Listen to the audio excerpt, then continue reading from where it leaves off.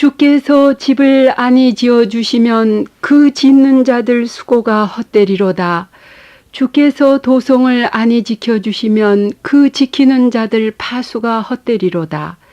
이른 새벽 일어나 늦게 자리에 드는 것도 수고의 빵을 먹는 것도 너희에게 헛되리니 주님은 사랑하시는 자에게 그 잘 때에 은혜를 베푸심이로다.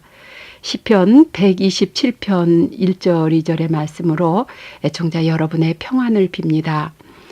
매 7년마다 돌아오는 안식년을 7번 곱한 다음엔 50년이 되는 희년에 관한 레위기 25장의 말씀을 계속 봉사하겠습니다. 레위기 25장 18절에서 19절의 말씀은 희년의 모든 규정에 대한 결론과도 같습니다.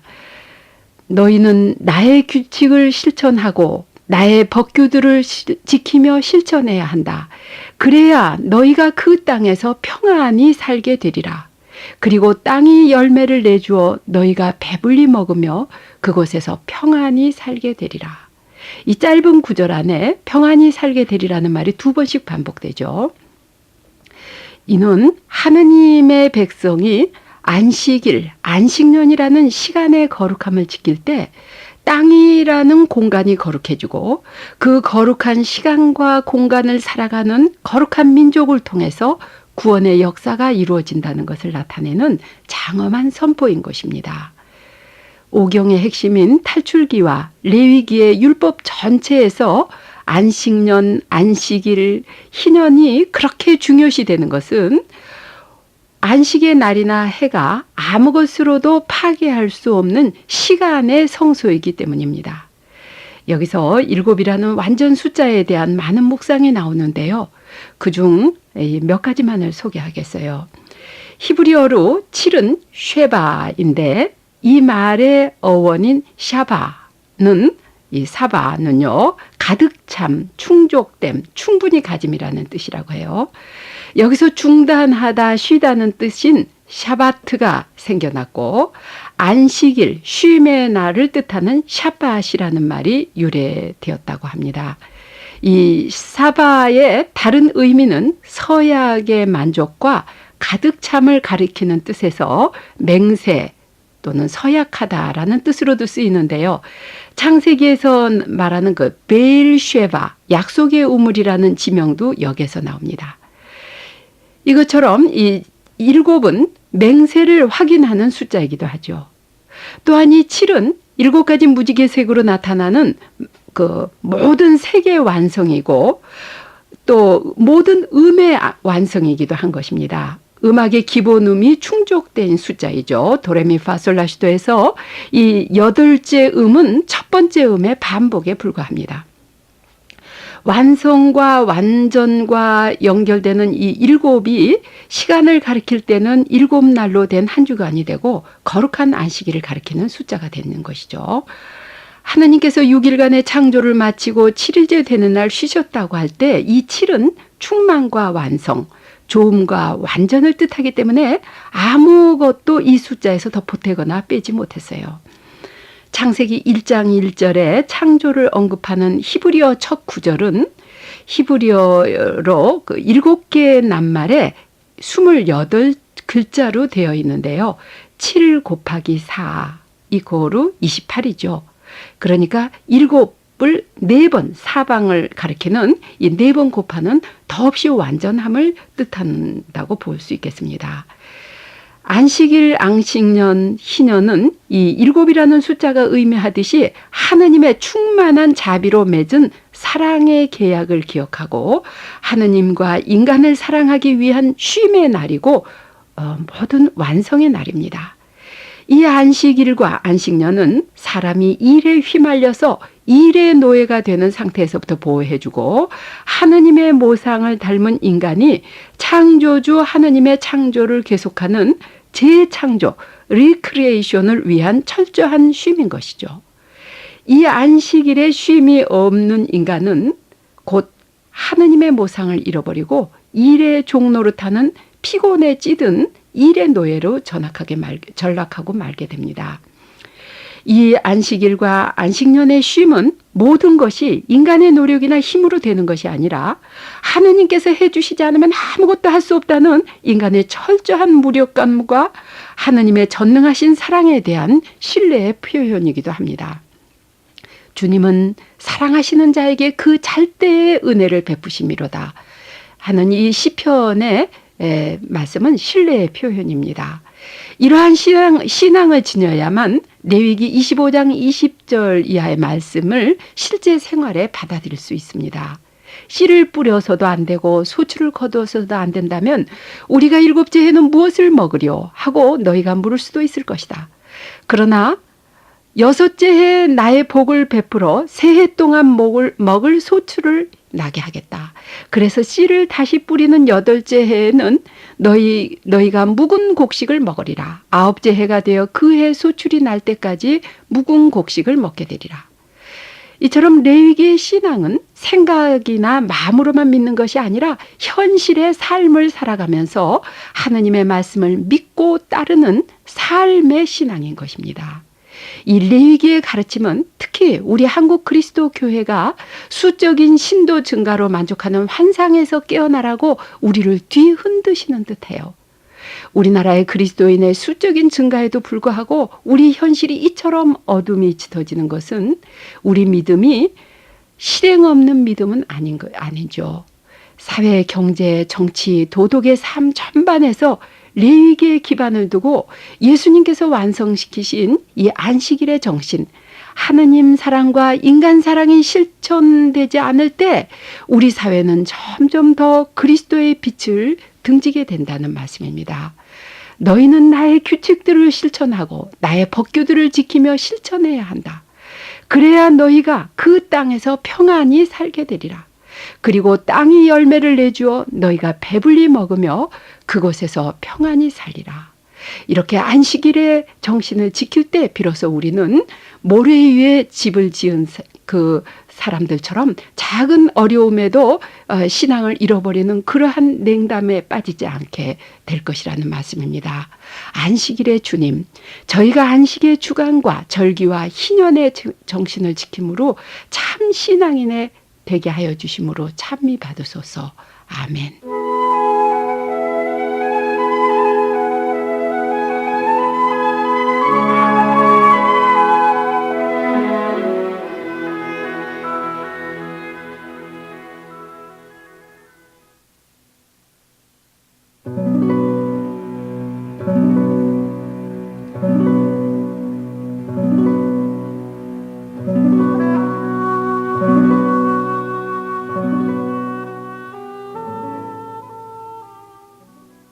참미 예수님, 주께서 당신 거처 삼고자 시온을 택하셨으니 넉넉히 먹고 살게 강복하여 주리라. 가난하니 배부르게 빵을 주리라. 시편 132편 13절과 15절의 말씀으로 애청자 여러분께 평안을 빌면서 레위기 25장의 말씀을 계속 봉사하겠습니다.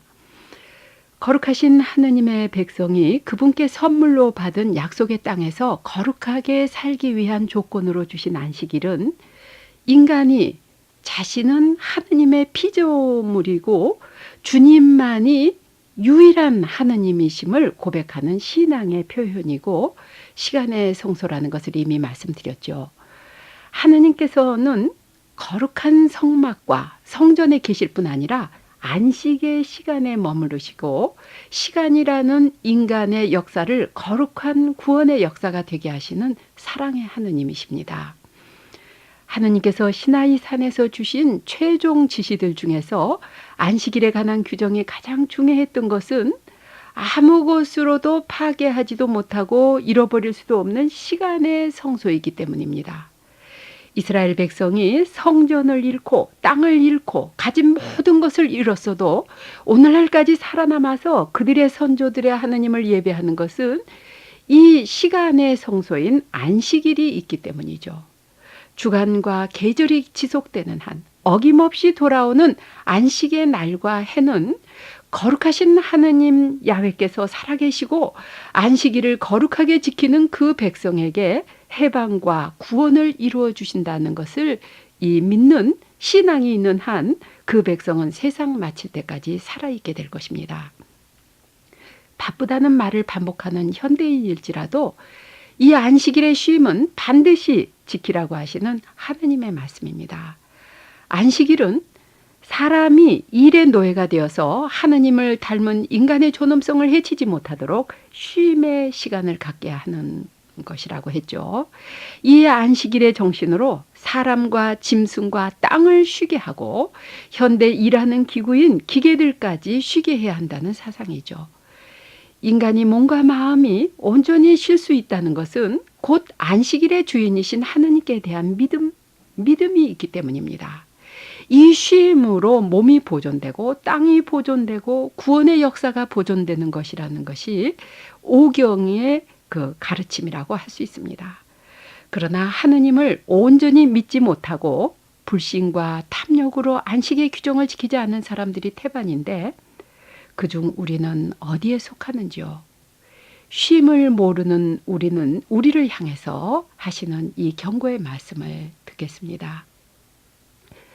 이렇게 해도 너희가 내 말을 듣지 않고 나에게 맞선다면 나 역시 화를 내며 너희에게 맞설 것이며 너희 죄를 7배로 벌하리라. 그리하여 너희 땅은 황폐해지고 너희 성읍들은 폐허가 되리라. 이렇게 땅이 폐허해지고 너희가 원수들의 땅에 있는 동안 땅은 비로소 제 안식년을 줄곧 누리게 되리라. 그때야 비로소 땅은 쉬면서 자기의 안식년들을 누리리라. 너희 땅은 너희가 그곳에 살 때 안식년에 쉬지 못한 대신 이제 황폐해져 있는 동안 줄곧 쉬게 되리라. 유난히 극성스러운 우리 민족이 한 푼이라도 더 벌려고 건물의 붕괴의 위기 소식을 듣고서도 끔찍한 대형 참사가 벌어지기 직전까지 쉬지 않고 장사를 하고 또 일을 하다가 참변을 당하는 이 예는 주님을 위한 안식일의 쉼이 없이 무리하게 밀어붙이는 우리 생활에서 지금도 계속되고 있어요. 하나님께 받은 이 땅과 자연과 우리 자신이 살아남으려면 우리 모두가 이 레위기의 정신으로 회개해야만 합니다.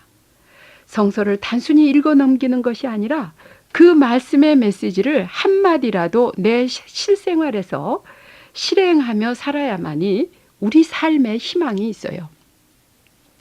우리는 이제 50년에 한 번 돌아오는 희년을 맞을 뿐 아니라 2000년 만에 돌아오는 대희년을 앞두고 있습니다. 한국 천주교에서는 구세주 강생 2000년 대희년을 맞이하여라고 하는 대희년 길잡이 소책자 3권을 펴냈는데요. 제가 이 짧은 시간에 다 말씀드릴 수 없는 희년에 대해서 성서의 근거를 제시하고 그리스도인의 신앙과 삶을 이 희년의 정신으로 다시 비춰보면서 아주 쉽게 설명하고 있어요. 애청자 여러분께 좋은 도움 자료가 되리라고 생각합니다. 레위기 25장에서 여러 각도로 표현된 이 희년에 대한 가르침은 개인으로뿐 아니라 대사회적으로 실천해야 한다고 하십니다. 여기에 대한 25장 35절 이하의 말씀입니다. 내 형제가 가난하게 되어 내 곁에서 허덕이면 너는 그를 거들어줘야 한다. 그도 이방인이나 거류민처럼 내 곁에서 살 수 있게 해야 한다. 그에게서 이자나 이익을 거두어서는 안 된다. 너는 너의 하나님을 경외해야 한다. 그리하여 내 형제가 내 곁에서 살 수 있게 해야 한다. 이자를 받으려고 그에게 돈을 구워줘서도 안 되고 이득을 보려고 그에게 양식을 구워줘서도 안 된다. 나는 너희에게 가나안 땅을 주고 너희 하느님이 되려고 너희를 에집트 땅에서 이끌어낸 주 너의 하느님이다. 레위기 25장은 모든 율법의 절정인 희년의 선포로 가난한 사람들에 대한 특별 배려와 동족인 노예 해방에 관한 말씀으로 끝을 맺습니다. 희년의 율법으로 사회생활에 낙후된 사람들이 새로이 삶을 시작하게 하시는 하느님의 사랑과 자비는 얼마나 큰 감동을 주는지요. 구세주 강생 2000년의 대희년을 보내면서 3000년대를 맞이하는 지구촌의 모든 사람, 특히 모든 그리스도인들이 레위기의 정신으로 단식하고 속죄하는 기쁨의 해가 되기를 기도합니다. 우리 각자가 또 우리 공동체가 거룩하신 하느님과 이웃에게 저지른 온갖 부정을 벗고 정결한 몸과 마음으로 불의와 폭력과 억압에서 해방되고 탐욕과 이기심에 물든 자아를 벗어나서 참 자유인이 되는 은총의 해를 맞이할 준비가 지금 우리는 어느 정도 되어가고 있는지요. 저희가 희년의 정신으로 가난한 이웃을, 특히 여러 가지로 고통을 겪고 있는 북한의 동포를 우리 삶의 실천으로 도울 힘을 주시고 기쁨의 대희년을 준비하게 하시는 주님은 찬미와 영광을 받으시고 또 우리 모든 민족뿐 아니라 온 세계에 이 희년의 기쁨으로 영광 받으시기를 빕니다. 아멘.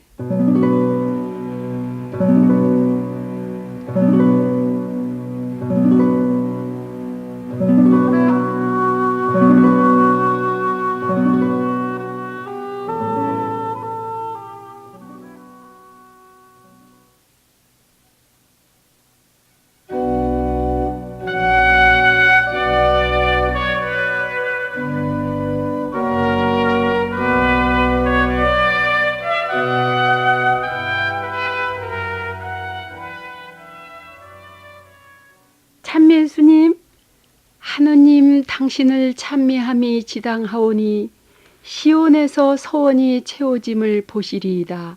저지른 죄악에 우리는 억눌려도 당신은 우리 죄를 용서하시나이다. 시편 65편 2절과 4절의 말씀으로 애청자 여러분께 주님의 평안을 빌면서 레위기 마지막 장인 26장에서 27장의 말씀을 봉사하겠습니다.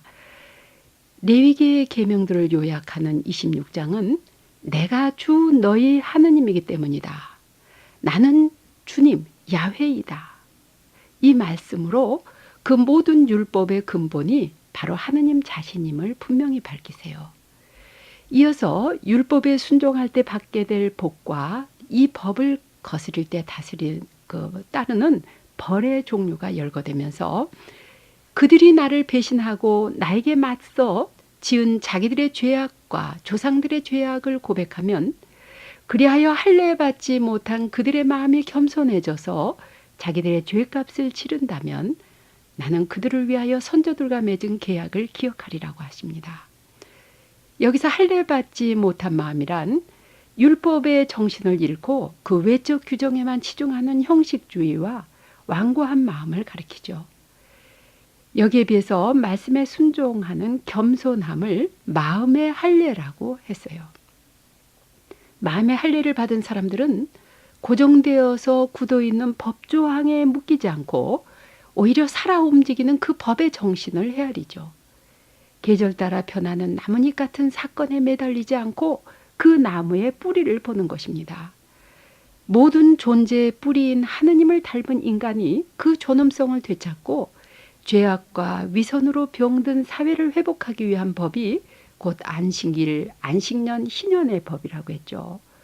그러나 율법의 외적인 규정에만 연연하면서 거칠애로 행했던 화려한 구약의 제사와 전례는 멸망하고 말았어요. 부록으로 알려진 레위기 27장은 야훼께 바치기로 서약한 모든 봉헌물은 거룩한 것이 되었기 때문에 봉헌자에게 더 이상의 소유권이 없다는 것과 그 서약 예물을 다시 찾으려면 어떻게 값을 치르고 찾아야 할지에 대한 자세한 규정이 적혀 있습니다. 이것은 서약을 어긴 사람이 자신의 죄를 말로 고백하기에 앞서서 반드시 실제 생활에서 보상해야 한다는 것을 강조하는 것인데요. 그러나 일반 봉헌물이나 서약과는 달리 완전 봉헌물은 어떤 값을 치르고 대물릴 수가 없어요. 이 완전 봉헌물에 관한 27장 28절의 말씀입니다. 누가 자기가 가진 것 가운데서 무엇이든 완전 봉헌물로 주님께 바쳤으면 사람이든 짐승이든 자기 소유에 바치든 그것을 팔거나 되살 수 없다. 완전 봉헌물은 모두 주님께 바쳐진 가장 거룩한 것이다. 완전 봉헌물이 된 사람은 그가 누구이든 대속할 수 없다.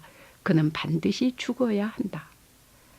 그런데 우리는 얼마나 자주 하나님께 바쳤다가 아무 대속 없이 쉽게 도로 찾아오는지요. 갈수록 심화되어가는 우리 사회 불신풍조는 하느님과의 서약이나 인간끼리의 약속을 너무나 쉽게 파기하는 데 기인하지 않을까요? 서약을 깨뜨리고서 레위기의 엄정한 값을 치르지 않고도 양심의 가책조차 받지 않는 사회가 되었어요. 자기 이익을 위해서는 너무 쉽게 약속을 번복하는 우리 사회가, 우리 시대가 구원받기 위해 최소한 이 레위기 27장까지를 귀담아 듣고 그 말씀의 정신을 가슴 저리게 받아들여야 할 텐데요.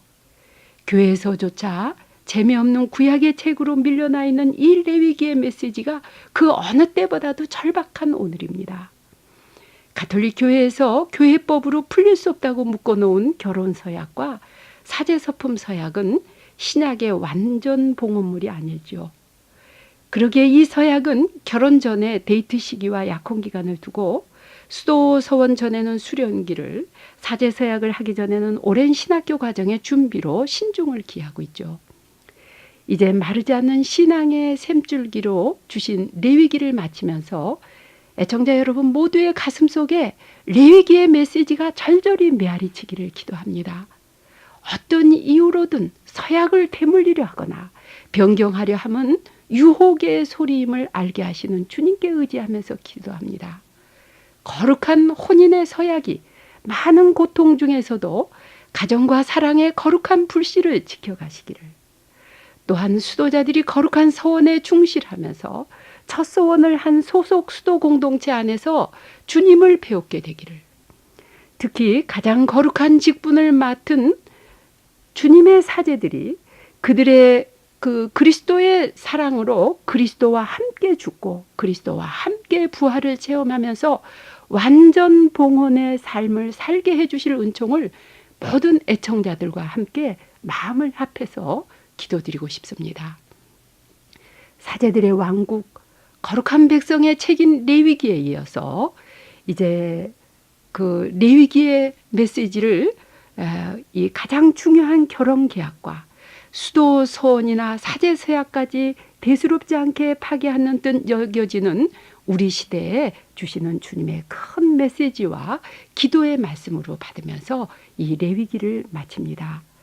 내일부터 시작될 민수기에서도 생명의 말씀을 계속 듣게 해주실 주님을 바라보면서 애청자 여러분께 계속 기도를 청하고 성원에 깊이 감사를 드립니다. 사랑과 자비의 주님, 완전 봉헌물로 당신께 성별된 혼인의 서약, 많은 결혼한 사람들이 어떤 어려움 중에서도 당신께 서약한, 그리고 서로 간에 서약한 이 서약에 충실할 수 있는 은총을 내려주소서. 많은 수도자들이 어떠한 어려움 중에서도 당신께 부르심을 받은 그 수도 공동체 안에서 그 수도 공동체의 끝까지 머무를 수 있는 충실함을 주시고, 무엇보다도 당신의 거룩한 사제직을 서약한 모든 사제들이, 모든 사제 서약자들이 어떤 유혹과 고통 중에서도 그 서약에, 사제 서약에 충실할 은혜를 주심으로 하느님께서는 찬미와 영광을 받으소서. 아멘.